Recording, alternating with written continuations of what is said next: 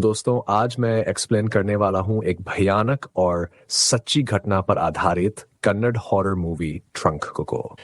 Trunk movie की कहानी तो दोस्तों ये मूवी बहुत ही ज्यादा खतरनाक है क्योंकि ये रियल लाइफ स्टोरी पर बेस्ड है जो कई साल पहले नॉर्थ कर्नाटका में घटी थी।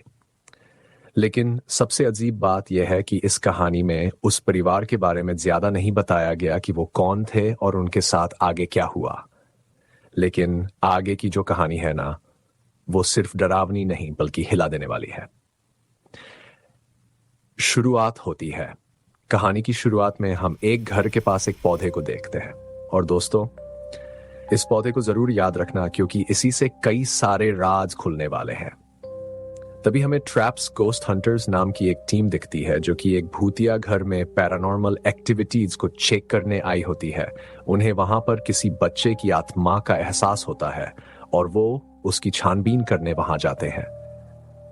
तभी हम देखते हैं कि एक बच्चे की आत्मा घर में इधर उधर भाग रही है और अचानक वो आत्मा टीम के एक मेंबर के सामने आ जाती है। ये देखकर टीम का मेंबर इतना डर जाता है कि उसकी चीख ही निकल जाती है और फिर उन्हें वहां से भागना पड़ता है। अब ट्रैप्स टीम का लीडर बताता है कि वो कई सालों से इस प्रोफेशन में है और उन्होंने बहुत सारी बुरी आत्माओं से डील किया है, लेकिन ये केस सबसे अलग है, सबसे डिफिकल्ट, और इस केस को उन्होंने नाम दिया ट्रंक केस। और यही इस मूवी का नाम भी है। फ्लैशबैक में लौटते हैं। अब कहानी फ्लैशबैक में चली जाती है जहां हम जानेंगे ट्रंक केस किस फैमिली के साथ हुआ था और यह सब शुरू कैसे हुआ था। अब हम राहुल नाम के एक टीचर को देखते हैं जिसे हॉरर मूवीज देखने का बहुत ही ज्यादा शौक था। राहुल रात भर हॉरर मूवीज देखता रहता था। उसे डरावनी कहानियों में बहुत दिलचस्पी थी, लेकिन उसकी जिंदगी में एक बड़ा झटका तब लगा जब उसके पिता की मौत हार्ट अटैक से हो गई। इसके बाद पूरी फैमिली की जिम्मेदारी उसके कंधों पर आ गई और वो अपने करियर पर पूरा फोकस करने लगा। राहुल अपनी मां सुजैन के साथ रहता था। उसकी एक गर्लफ्रेंड भी थी जिसका नाम हरिणी था। हरिणी को एक्ट्रेस बनना था, लेकिन अभी वो सिर्फ एक जूनियर आर्टिस्ट थी, इसलिए उसे रोज शूटिंग के लिए जाना पड़ता था। डरावनी घटनाएं शुरू होती हैं। एक रात राहुल हमेशा की तरह हॉरर मूवीज देख रहा था और अगली सुबह जब वो जॉगिंग से घर लौटा तो उसने देखा कि घर में उसकी मां नहीं थी। घर में हर तरफ अजीब सा सन्नाटा था। अचानक घर का दरवाजा अपने आप बंद हो जाता है। राहुल घबरा जाता है और फिर हम उसके पीछे एक बच्चे की आत्मा को देख सकते हैं जो अचानक उसे छूती है, रोड से चीखता है और उसकी आंख खुल जाती है। वो समझता है कि शायद ये सिर्फ एक सपना था, लेकिन उस बच्चे की आत्मा का चेहरा उसके दिमाग से हट ही नहीं रहा था। अब क्या होगा आगे? अब राहुल इस बारे में अपने दोस्त और साइकियाट्रिस्ट और सूरी से बात करता है। सूरी उसे कहता है कि ज्यादा हॉरर मूवीज देखते हो ना, ये बस उसका ही नतीजा होगा। तुम अपने दिमाग में ही ख्याल बना रहे हो। लेकिन राहुल को यह बात सही नहीं लगती क्योंकि उसके हिसाब से वो सपना नहीं था। राहुल का तो साफ मानना था कि इस सपने का कुछ ना कुछ मतलब जरूर है। आगे हमें दिखाया जाता है कि हरिणी और राहुल की शादी हो चुकी है और दोनों रात में बैठकर बातें कर रहे होते हैं। तभी अचानक उन्हें ऐसा लगता है कि हॉल का टीवी इन हो गया। राहुल उसे देखने जाता है और देखता है कि सच में टीवी इन था और तभी अचानक से चेयर भी हिलने लगती है। वहीं पर हम उसी बच्चे की आत्मा को देखते हैं जिसे राहुल ने अपने सपने में देखा था। सीन यहीं पर कट हो जाता है। अगले दिन राहुल और हरिणी सुबह सुबह अपने काम पर चले जाते हैं और सुजैन घर पर अकेली थी। तभी अचानक उसे घर में किसी के होने का एहसास होता है। वो कौन था? वही बच्चा, वही आत्मा। सुजैन बुरी तरह डर जाती है। तभी उसकी नजर हॉल में रखे उस ट्रंक पर पड़ती है जो हरिणी अपने साथ लेकर आई थी। और दोस्तों यही ट्रंक सारी फसाद की जड़ है, लेकिन कैसे, ये हम आगे जानेंगे। अब ये आत्मा ट्रंक के जरिए सुजैन को बहुत डराती है और आखिर में वो घर के दरवाजे पर जाकर बेहोश हो जाती है। अब आगे जब राहुल और हरिणी घर आते हैं तो वो अपनी मां को संभालते हैं और तभी उन्हें उनसे पता चलता है कि घर के अंदर एक आत्मा है। अब हम प्रेजेंट में देखते हैं कि राहुल ये सारी बातें ट्रैप हंटर्स की टीम को बता रहा होता है, जहां उनका लीडर उससे पूछता है, क्या तुम्हें पास्ट में कोई मेडिकल कंडीशन हुई थी? जिस पर राहुल जवाब देता है, नहीं।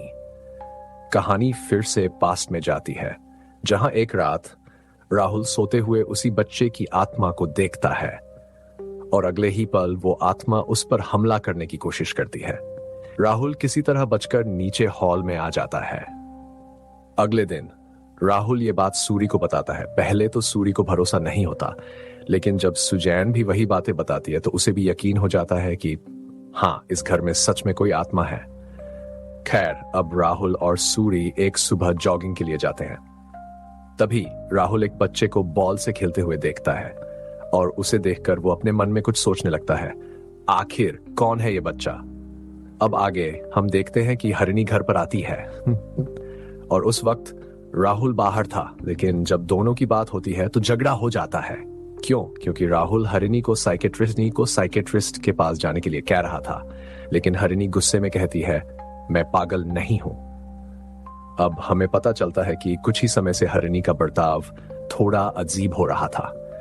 रात में जब सब खाना खा रहे होते हैं, तभी हरिणी अचानक दूसरे कमरे में चली जाती है और फिर अंदर से कुछ बोलने की अजीब आवाजें आने लगती हैं। वो क्या बोल रही थी? राहुल, सुजैन और हरिणी की मां भागकर अंदर जाते हैं और देखते हैं हरिणी उस बच्चे की आत्मा से बातें कर रही थी और तभी वो धीरे धीरे पजेस्ट होने लगती है और फिर आगे की कहानी बहुत डरावनी होने वाली है। सभी वहां पर कांपने लगते हैं, जिसके बाद वो आत्मा राहुल की मां को घसीटते हुए एक अंधेरे कमरे में ले जाती है, पर वो उन्हें कुछ करती नहीं। अब आगे राहुल अपनी मां को संभालता है और तब तक हरिणी अपने कमरे में चली गई थी। जब राहुल वहां जाता है तो वह हरिणी को एक भयानक पजेस्ट हालत में पाता है, जो उसे देखते ही उसके पीछे दौड़ने लगती है। डर के मारे राहुल कमरे के अंदर बेड के नीचे छिप जाता है। तभी अचानक उसे कमरे के अंदर एक बच्चा चलते हुए दिखाई देता है। अगले ही पल हरिणी उसे ढूंढ लेती है, लेकिन राहुल की किस्मत अच्छी थी कि तभी हरिणी अचानक नॉर्मल हो गई थी। अगले दिन जब राहुल ऑफिस जाता है, तभी वह आत्मा हरिणी को पजेस कर लेती है और राहुल की मां पर हमला कर देती है। राहुल घबरा जाता है और उन्हें तुरंत हॉस्पिटल में भर्ती कराता है। उसी रात जब राहुल घर वापस आता है तो हरिणी की मां उसे एक ऐसा सच बताती है जिसे सुनकर राहुल के पैरों तले जमीन खिसक जाती है। वह अपनी फैमिली फोटो दिखाकर रोते हुए कहती है, मेरा एक बेटा भी था जिसका नाम हरि था। इसके बाद कुछ दृश्य दिखाए जाते हैं जिनसे पता चलता है कि राहुल ने हरि को इससे पहले कई बार देखा था, यानी हरि की आत्मा उसके सामने पहले भी आ चुकी थी। याद है वो सीन जब राहुल सूरी के साथ जॉगिंग करने गया था और उसने वहां एक बच्चे को बॉल से खेलते हुए देखा था। वो कोई और नहीं बल्कि हरि ही था। अब हरिणी की मां अपने परिवार की दर्दनाक कहानी सुनाती है। उसका पति शराबी था, जिससे घर का माहौल हर दिन खराब रहता था। एक दिन वह घर छोड़कर चला गया और कभी वापस नहीं लौटा। हरि अपनी बहन हरिणी से बहुत प्यार करता था। उसे जरा भी पसंद नहीं था कि कोई हरिणी को डांटे। एक दिन जब हरिणी की मां हरिणी पर गुस्सा कर रही थी, तभी हरि बीच में आ गया और वह अपनी मां पर हाथ उठाने ही वाला था। गुस्से में उसकी मां ने उसे मारने की कोशिश की, जिससे डरकर हरि घर से भाग गया। शाम तक हरि नहीं लौटा और रात में जब उसकी मां हरिणी को देखने गई, तब उसने एक पुराना ट्रंक खोला। ट्रंक खुलते ही उसके होश उड़ गए। अंदर हरि मरा पड़ा था। तब उन्हें एहसास हुआ कि हरि घर से भागा ही नहीं था। वह ट्रंक में जाकर छिप गया था और ट्रंक का लॉक बाहर से बंद होने की वजह से उसकी दम घुटने से मौत हो गई थी। यह हादसा उसकी मां के लिए किसी बड़े सदमे से कम नहीं था। उन्होंने हरि की डेड बॉडी को घर के पास ही दफना दिया और वहां एक पौधा लगा दिया।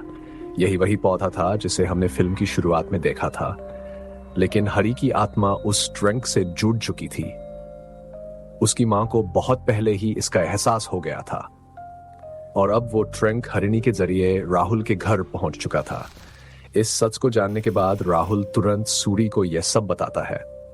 फिर सूरी उसे ट्रैप हंटर्स के पास ले जाता है और कहानी फिर से वर्तमान में आ जाती है। अब आपको समझ में आया कि ट्रैप हंटर्स की टीम यहां तक कैसे पहुंची। ट्रैप हंटर्स की टीम राहुल के घर में हर जगह कैमरे लगाती है और अपनी सारी इक्विपमेंट्स के साथ तैयार हो जाती है। वे हरी की आत्मा के आने का इंतजार करते हैं। तभी वह एक कमरे में दिखाई देता है। जैसे ही वे अंदर जाते हैं, घर की सारी लाइटें बुझ जाती हैं। अचानक वह आत्मा सबको बेहोश कर देती है। अगले दिन ट्रैप हंटर्स का लीडर फैसला करता है कि वे एक रिचुअल करेंगे जिससे वे हरी की आत्मा सीधा संपर्क कर पाएंगे। इसके लिए उन्हें हरिणी की जरूरत थी, इसलिए वे उसे भी वहां लाते हैं। रात में उसके सामने एक आईना रखा जाता है और हरी की आत्मा को बुलाया जाता है। कुछ ही देर बाद लाइट्स फिर से बंद हो जाती हैं। हरिणी अचानक पजेस्ट हो जाती है। लेकिन तभी कहानी में सबसे बड़ा ट्विस्ट सामने आता है। ट्रैप हंटर्स का लीडर घर के कोने में एक और आत्मा को बैठे हुए देखता है। यह हरी की आत्मा थी। तो फिर हरिणी को किसने पजेस किया था? सच सामने आते ही सबके रोंगटे खड़े हो जाते हैं। वह आत्मा कोई और नहीं बल्कि हरिणी के पिता की आत्मा थी। दोस्तों, क्या सच में यह फिल्म एक रियल स्टोरी पर बनी है? अगर ऐसा है तो यह वाकई में बहुत ही खौफनाक है। देखो, हमले हरिणी के पिता ने किए थे, ना कि हरि ने। इससे साफ पता चलता है कि हरिणी के पिता का माइंडसेट थोड़ा साइकोटिक था। दूसरी तरफ हरिणी की मां ने उस ट्रंक को आग के हवाले कर दिया ताकि इस बुराई की जड़ ही खत्म हो जाए। और जैसे ही ट्रंक जलता है, हरिणी नॉर्मल हो जाती है और सामने रखा आईना भी टूट जाता है। इसका मतलब दोनों आत्माएं वहां से चली गई। अब आते हैं एंडिंग सीन पर। कुछ सालों बाद हम देखते हैं कि राहुल और हरिणी का बेटा विहान बिल्कुल हरी जैसा दिखता है और वो लगातार हरिणी के पिता की फोटो पर सर्कल बना रहा था। लेकिन क्या वो हरी था, या फिर हरिणी के पिता ने ही विहान के रूप में जन्म लिया? अगर ध्यान से देखा जाए तो दो ही बातें हो सकती हैं। वन, हरिणी के पिता ने पुनर्जन्म लिया और अब विहान के रूप में वापस लौट आए हैं। इसी वजह से वो फोटो पर लगातार सर्कल्स बना रहा था। टू, या फिर हरी की आत्मा वापस आई है जो अब भी अपने पिता से बदला लेना चाहती है। अब सवाल उठता है, यह सब वाकई हुआ था या सिर्फ एक कहानी है? अगर यह सच में एक रियल स्टोरी से इंस्पायर्ड है तो यह बेहद डरावनी है। तो आपका क्या मानना है? क्या आत्मा हरी की थी या फिर हरिणी के पिता की?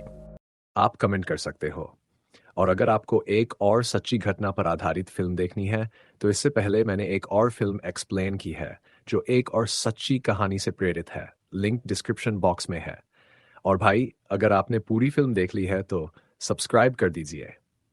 कमेंट बॉक्स में जरूर बताइए कि आपको फिल्म कैसी लगी। आपकी एक कमेंट से हमें बहुत मोटिवेशन मिलेगी।